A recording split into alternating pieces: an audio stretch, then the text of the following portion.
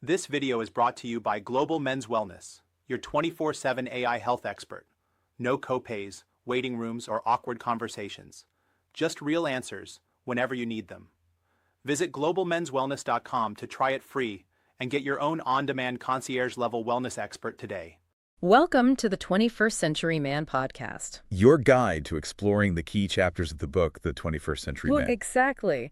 In these deep dives, we're unpacking the really important insights, the actionable stuff, straight from the source material shared by you, our listeners, from this fantastic book. And yeah, the book really doesn't shy away from tough topics. It brings in diverse voices, practical perspectives. It's great stuff. Absolutely. And today we are digging into chapter 74. Okay. The title is Can Avoiding Divorce Improve Your Well-Being? A Perspective from a Divorce Attorney. Wow, okay.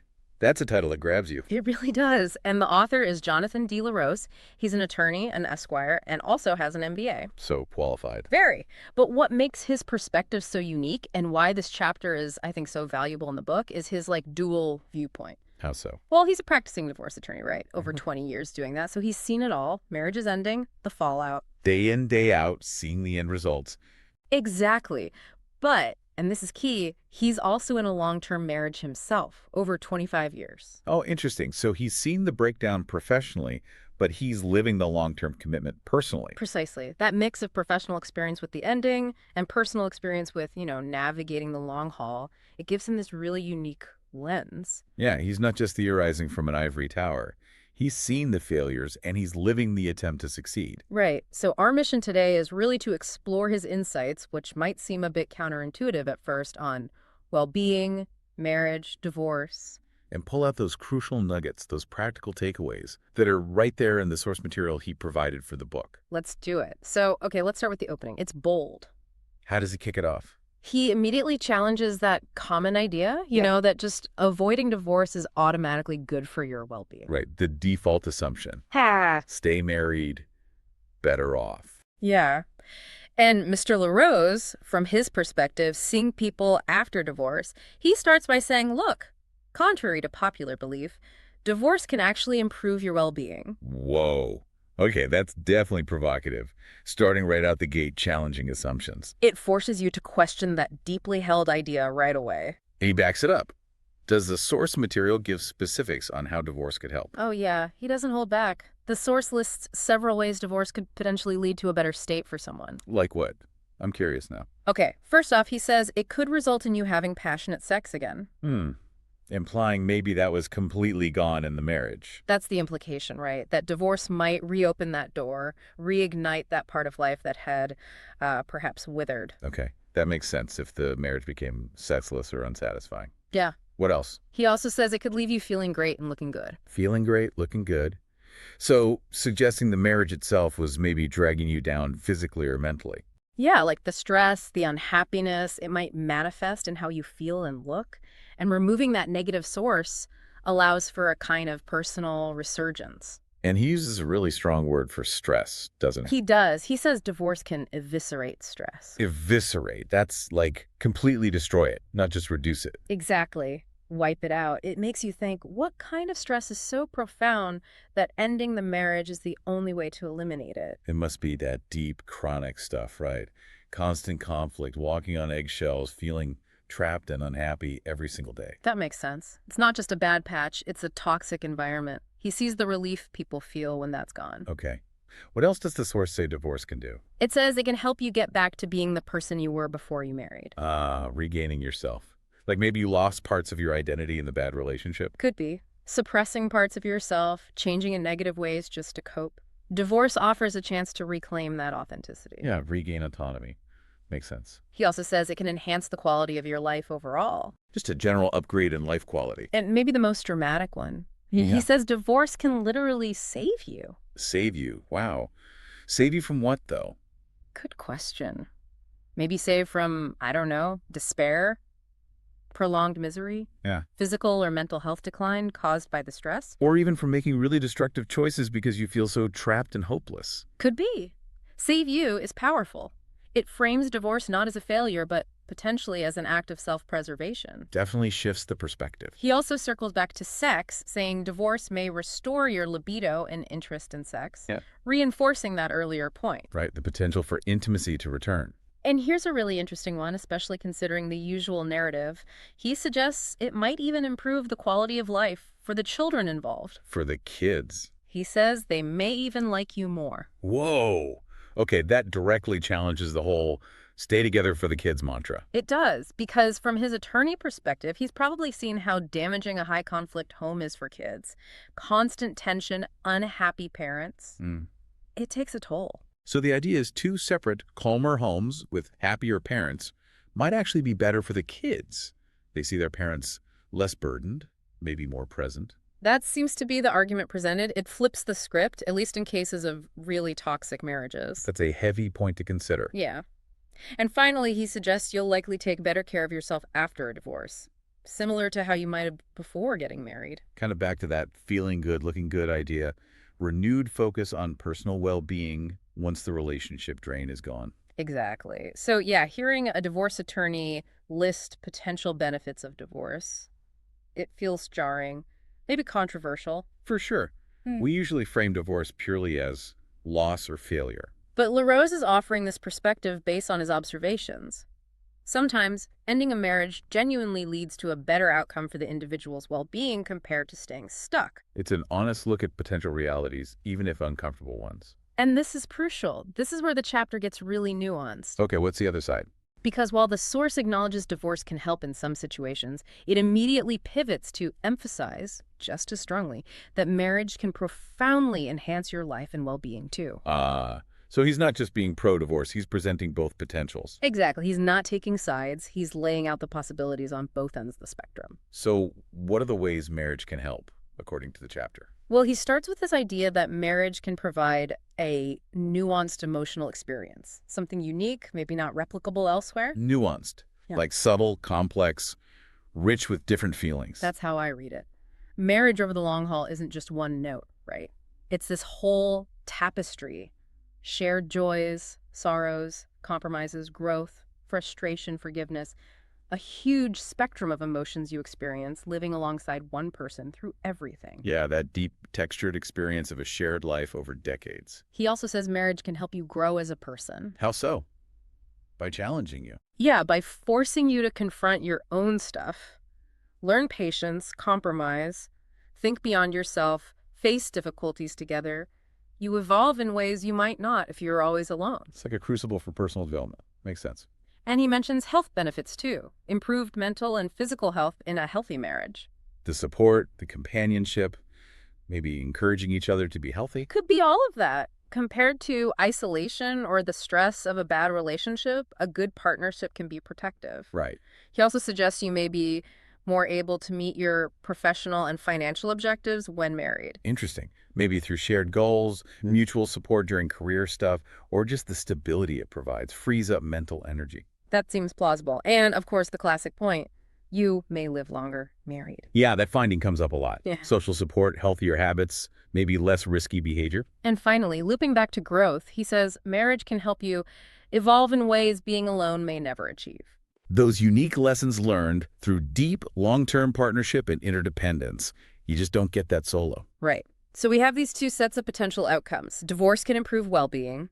Marriage can improve well-being. Where does that leave us? It's clearly not saying one path is inherently better than the other. No. The core insight, the real thesis of the chapter, according to the source, is that our well-being is intrinsically connected to the level of satisfaction we have about our marriage. Ah, okay, that's the linchpin. Yeah. It's not about being married versus divorced. It's about how satisfied you are in whatever state you're in. Exactly. The quality of the experience matters most. So the source then clarifies, simply staying married, avoiding divorce just for the sake of it, won't magically fix things or improve your well-being if the marriage itself is deeply unsatisfying. You can't just stick it out in misery and expect to be well. Right. And he says divorce may be necessary when structural issues like mistrust cannot be overcome, or when the relationship just no longer meets expectations. Structural issues. like foundational cracks, things that are just fundamentally broken. Yeah, like deep-seated mistrust, core value clashes, destructive patterns that won't change, or no longer meets expectations. Maybe it's just become empty, loveless, unsupportive, actively harmful even. These sound like the situations where just trying harder isn't enough because the framework itself is compromised. Exactly. In his experience, those might be the breaking points. So the real focus isn't marriage versus divorce. It's achieving a state of satisfaction and well-being. Finding a place where you can thrive, whether that means working to make a marriage satisfying or making the tough call to leave one that's fundamentally undermining your well-being. It reframes the whole conversation around health and satisfaction, not just marital status. Which leads nicely into another really candid part of the chapter, sex in long-term marriage. Ah, yes. What does the divorce attorney say about that? He's blunt. He states, only a dumbass expects to have great sex throughout marriage. If you define great sex by that initial, high-intensity passion and lust you might feel when you're younger, say around 30. Dumbass. Okay, direct language. Why does he say that? Because that initial fire just doesn't last. That's his point, based on the source. He says, passion and lust are not emotions marriage can sustain at a high level long-term, especially after, say, 15 years or more. So it's not that sex disappears, but that specific kind of intense early relationship chemistry isn't built to last indefinitely under the realities of a long shared life. Right. Responsibilities, familiarity, aging. Things change. Expecting that initial spark to stay exactly the same is setting yourself up for disappointment. So if long-term marriage intimacy isn't just about passion and lust, what is it about, according to him? What replaces or evolves from that? He offers a list of deeper qualities, things like connection, depth, intimacy, vulnerability, expression, sharing, being, adjustment, and expectations. That's a much richer, more complex list than just passion. It is. And he calls these elements a transcendent alternative, something higher, more profound, different, but sustaining. Transcendent. Going beyond the immediate physical rush. Something with more meaning, built over time. Let's unpack those terms a bit. What might they mean in practice? Okay. Connection seems foundational, that deep bond built on shared history, understanding each other. Yeah, feeling truly linked. Depth, then, is knowing the whole person, right? Their complexities, flaws, dreams, seeing beyond the surface. And intimacy isn't just physical, it's that emotional closeness, feeling safe, truly known and accepted.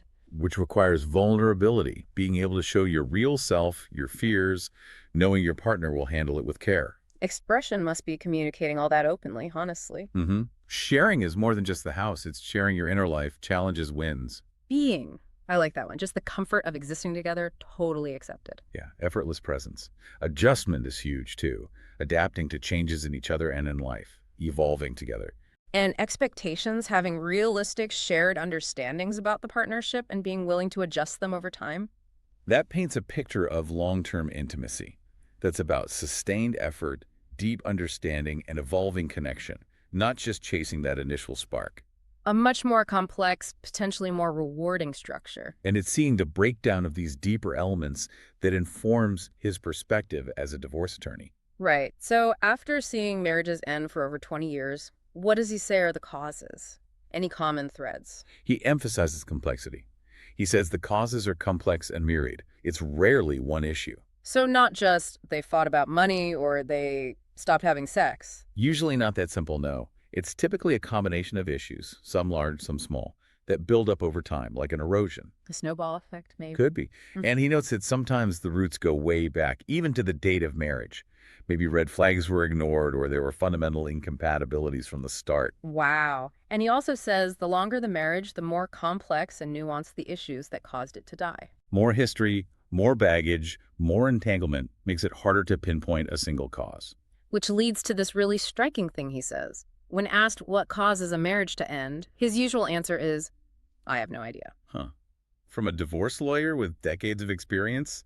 That sounds surprisingly humble. It does, but he explains why. He says, every marriage, every relationship is unique, like a fingerprint. No one can know what any particular marriage really is. Like an ecosystem. So intricate and specific that an outsider can't fully grasp it. Exactly. The longer the marriage, the more complex the interrelations, the unique dynamic between those two specific people. So you can see symptoms from the outside, but the deep root causes are woven into that unique relationship fabric. Right, which is why he concludes that giving specific advice about any particular marriage can only go so far. General principles help, but they don't capture the unique complexity. Okay, so he acknowledges the complexity of failure and the limits of generic advice. Yeah. But he doesn't just leave it there, does he? He offers something constructive. No, he definitely shifts gears. He talks about what he has learned that can help, not just patterns of failure, but things that seem to foster resilience and satisfaction. Ah, the proactive side. What enables marriages to thrive? Yes. He calls it nourishment, if you will. And importantly, he says these actions don't just help the marriage, they also improve our overall well-being. There's that link again. Nurturing the marriage is nurturing your own well-being. It's a path that benefits both the relationship and the individual. It's about building well-being within the partnership, if possible. So it's not just about avoiding divorce, but actively building something good. Exactly. He frames it as how we can give our marriages the best shot at success, urging us to actively invest in our marriage. Investment. Seeing marriage as something you build and maintain, not something passive. Right. And this leads to the practical core of the chapter. 10 concrete, actionable steps. Things he suggests, based on his observations, that we can do. Okay, the roadmap. Let's break them down. What's number one? Foundational. Talk. Seems basic, but what's the specific advice? He stresses the quality and frequency. Like, regularly talk the way you did when you were dating. Deep talks, long talks, regular talks. He even suggests scheduling dates to just talk. Not just logistics about bills and kids, but really sharing your inner worlds. Yeah, the source lists. Aspirations, finances, goals, politics, gossip, friends, family, religion. The whole range. Staying connected, fundamentally. And the frequency. Every week or more. It requires real commitment. That's significant. And he tackles the kid excuse, right? He does, head on. Children are not an excuse not to talk. Children benefit from seeing us talk. Powerful. Prioritizing the couple's communication isn't selfish. It actually models a healthy relationship for the kids. Exactly. It shows them what a connected adult partnership looks like. So talking is essential nourishment. Makes sense. What's point number two? Building on talk. Listen. Active listening. Yes, really listen. Active, intense listening. Which is hard. He acknowledges that, right? The noise, the distraction. He does. I know that is not easy. We live in a very noisy world. We have a lot going on in our heads. So the actionable part is to figure out what you need to do to actually achieve that intense focus.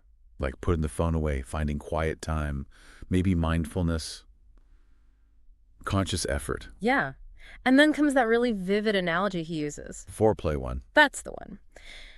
I try to approach listening to my partner as a form of sexual foreplay. Intense. Focused. Yebin definitely gets your attention. What's the thinking there? The level of focus required? The intimacy it builds? I think both.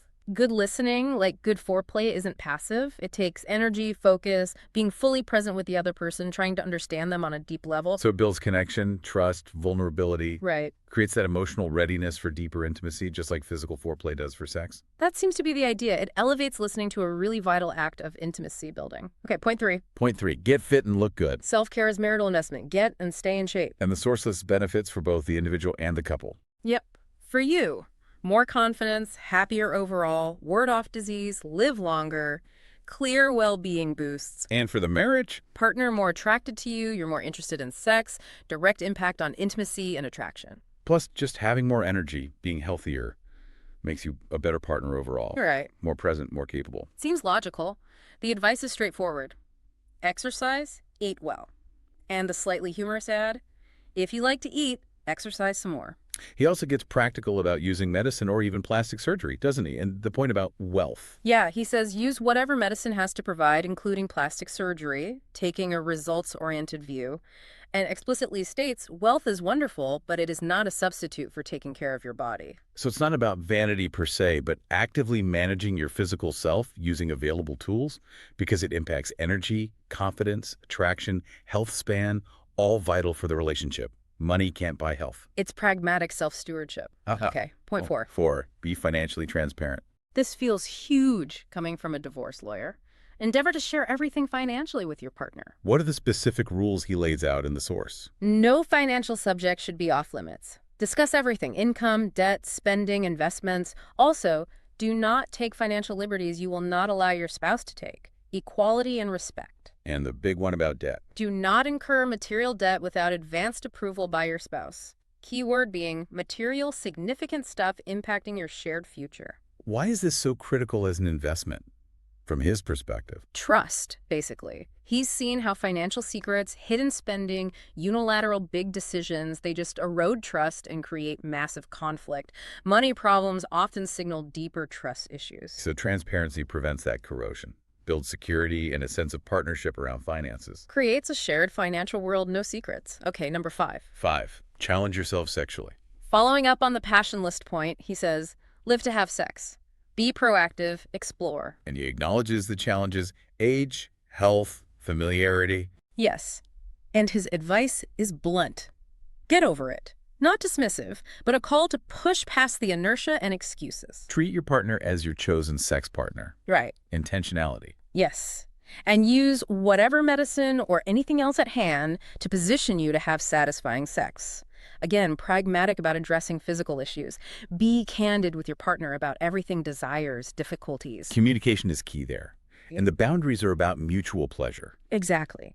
If it brings you pleasure, nothing should be off limits. If it brings your partner pleasure, nothing should be off limits. Consent and mutual enjoyment guide exploration. And specific behaviors. Flirt, compliment, seduce. Keep that alive. Don't let it become routine. It's about actively nurturing that intimate connection. Requires ongoing effort and communication to keep evolving. Number 6. 6, stay fit mentally. The internal equivalent of physical fitness: managing emotions. Yep. Manage negative emotions like anger with all that will work. Therapy, mindfulness, whatever helps. And be aware of and treat addictions. Unmanaged anger and addiction are huge relationship destroyers. Erodes trust, creates chaos. Absolutely. And he adds a non-negotiable rule, likely from seeing the worst.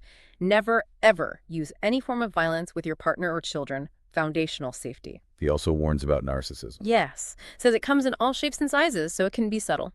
The key reminder is you have a marital partner, so it is about the personal and professional growth of both of you, and not just you. That contrast between self-focus and partner focus. Mental fitness in marriage means being aware of your impact on your partner and the relationship's health. Narcissism is incompatible with that mutuality. Well said. Okay, number 7 is interesting, especially from him. 7. Marital agreements. He says, during marriage, in writing, gift each other something that each clearly owns outright. Not a prenup, but defining some separate property during the marriage. Why? Seems counterintuitive. It does. Usually it's all about merging, but maybe. Seeing the bitter fights over assets in divorce? He thinks defining some separate ownership now could foster individual security within the partnership. Reduce anxiety about losing everything if things went wrong. Could be. Acknowledging individual identity and contribution maybe paradoxically makes the choice to stay feel more empowered. Or just forces clear communication about assets that couples often avoid. It's a thought-provoking, pragmatic suggestion from his vantage point. Definitely requires discussion. Okay, point 8. 8. Vices. Related to mental fitness and finances, but focused on specific risky behavior. And his approach is hyper-cautious. Assume addiction easily. Yes. The source says, if you gamble, assume it's an addiction and approach it as such. If you shop excessively, assume it's an addiction. If you use drugs, including alcohol, more than twice a week, assume it's an addiction. That's a low threshold. Assume the worst early. Because he's seen the devastation. Unchecked vices corrode trust, finances, well-being. They lead to dishonesty, conflict, worse. So, confront potential destroyers head-on before they wreck everything. Radical honesty and proactive treatment. Exactly. Number 9. 9. Challenge yourself professionally. This is about fulfillment. Avoid work that makes you miserable, if you can, and help your partner do the same. So recognizing your work life affects your happiness, which affects the marriage. And supporting your partner's professional well-being, too. Right. If you're miserable at work, you bring that home. If you're fulfilled, you're likely a better partner. Supporting each other's career goals is investing in mutual well-being. It frames careers as part of the shared project, supporting individual flourishing, which then supports the partnership. Nicely put. And finally, number 10. 10. Share a major regular activity. He lists things like golf, tennis, working out, church, investing, significant interests. But the key nuance is... You don't have to do it together. She can golf with her friends and you with your friends. It is the sharing of the subject matter that is vital. So it's about having shared worlds, common ground, things you can talk about deeply, even if pursued separately sometimes. Exactly. You understand each other's passion, the culture around it. It creates conversation beyond daily chores, fosters connection through shared interests or values, provides fuel for the talking and listening. Got it. So those 10 points. Talk, listen, physical fitness, financial transparency, sexual challenge, mental fitness, marital agreements, address vices, professional challenge, shared activity. That's the roadmap. That's presented as the actionable roadmap, yeah. The things we can do based on his observations to invest in the marriage and our own well-being simultaneously. The concrete steps for that marital investment, actively building and maintaining. So let's circle back fully to the chapter's title question, can avoiding divorce improve your well-being? Based on everything discussed in the source, his direct answer is pretty clear. No, avoiding divorce will not improve your well-being. Because well-being isn't tied to just being married, it's tied to the satisfaction level within whatever state you're in. Exactly. And divorce may be necessary if there are those deep, unfixable structural issues, or the relationship just consistently fails to meet fundamental expectations. In those cases, divorce might be the path to well-being. So for those in a marriage, the message isn't just stick it out, it's engage. Right. A mutually satisfying marriage can improve your well-being, but the source emphasizes it takes effort.